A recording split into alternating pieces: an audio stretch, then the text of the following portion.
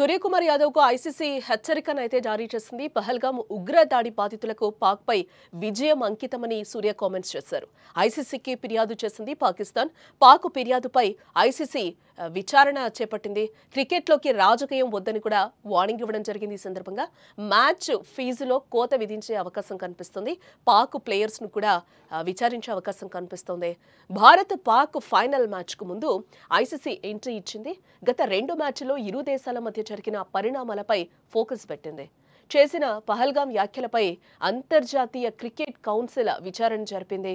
Asia cup 2025లో పాకిస్తాన్పై జరిగిన group match అనంతరం సూర్యకుమార్ ఆ విజయం భారత సైనికులకు అంకితం చేస్తూ పహల్గామ్ ఉగ్రదాడిలో ప్రాణాలు కోల్పోయిన కుటుంబాలకు సంఘీభావం తెలిపారు. అలాగే పాక్ క్రికెటర్లకు షేక్ హ్యాండ్ కూడా ఇవ్వలేదు. దీంతో ఈ అవమానాన్ని పాకిస్తాన్ తట్టుకోలేకపోయింది. తాము చేసిన తప్పుకు ఇలా జరిగిందన్న విషయం మర్చిపోయి భారత్పై విషం చిమ్మింది. భారత్ దోషి అనేలా ఐసీసీకి పీసీబీ ఫిర్యాదు చేయడంతో వారు విచారించారు. వెస్టిండీస్ మాజీ క్రికెటర్ రిచీ రిచర్డ్స్ ను అధ్యక్షతన విచారణ జరగ్గా సూర్యకుమార్ యాదవ్ తో పాటు BCCI COO Hemang Amin, cricket operations manager Sambar Malapurkar కూడా హాజరయ్యారు. ఐసీసీ వర్గాలు తెలిపిన ప్రకారం చూస్తే రిచర్డ్సన్ అతనికి రాజకీయ స్వరూపం ఉన్న వ్యాఖ్యలు చేయకుండా జాగ్రత్తగా ఉండాలని సూచించినట్టుగా తెలుస్తోంది. ఇది లెవెల్ 1 కిందకు వస్తుంది కాబట్టి శిక్షగా హెచ్చరిక లేదా 15% మ్యాచ్ ఫీజు జరిమానా మాత్రమే ఉండే అవకాశం కనిపిస్తోంది. అలాగే పాక్ ప్లేయర్స్ ను కూడా ఐసీసీ విచారిస్తోంది. పాక్ ఆటగాళ్లు హారిస్ రవూఫ్, సాహిబ్ జాదా, ఫర్హాన్ల హద్దు మీరి ప్రవర్తించారు. హాఫ్ సెంచరీ దాటాక ఫర్హాన్ బ్యాట్ తుపాకీలా మార్చి ఫైరింగ్ చేయగా రవూఫ్ 6-0 సంగల్ చేశాడు. దీంతో వారిపై కూడా ఐసీసీకి బీసీసీఐ ఫిర్యాదు చేసింది.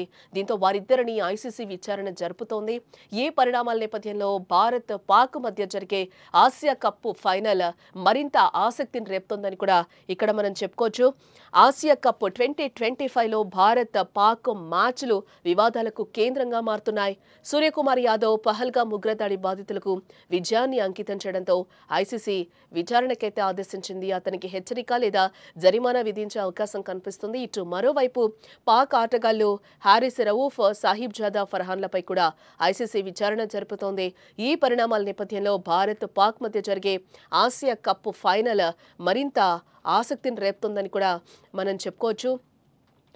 ఇప్పటి వరకు ఈ 2 జట్లు 2 సార్లు తలపడగా ఒకసారి హ్యాండ్ షేక్ రచ్చలేపగా మరోసారి పహల్గామ్ సమయంలో చోటు చేసుకున్న ఘటనల హావభావాలతో పాక్ ఆటగాళ్లు భారత్ను రెచ్చగొట్టారని చెప్పుకోవచ్చు. అయితే మరోసారి ఈ 2 జట్లు ఫైనల్లో తలపడుతూ ఉండడంతో ఈసారి ఎలాంటి ఘటనలు చోటు చేసుకోకుండా ఐసీసీ స్ట్రిక్ట్ ప్లాన్ అయితే అమలు చేస్తున్నట్లుగా తెలుస్తోంది. ఈ మేరకు టీమిండియా కెప్టెన్ సూర్యకుమార్ యాదవ్ చేసిన పహల్గామ్ వ్యాఖ్యలపై అంతర్జాతీయ క్రికెట్ కౌన్సిల్ ఐసీసీ విచారణ అయితే జరిపింది.